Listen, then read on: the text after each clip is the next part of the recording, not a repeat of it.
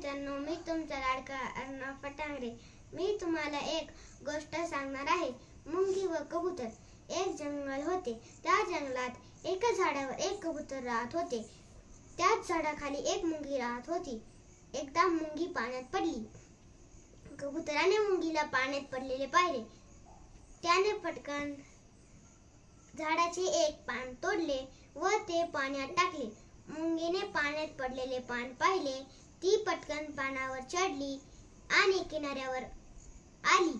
एके दिवशी त्या जंगलात एक शिकारी आला। त्याने झाडावर बसलेले कबूतर पाहिले। त्याने कबुतरावर नेम धरला हे मुंगीने पाहिले। ती चटकन शिकाऱ्याच्या पायावर चढली व तिच्या पायाला कडकडून चावली। त्यामुळे शिकाऱ्याचा नेम चुकला। कबूतर सावध झाले आणि उडून गेले।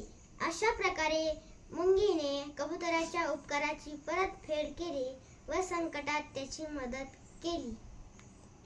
धन्यवाद।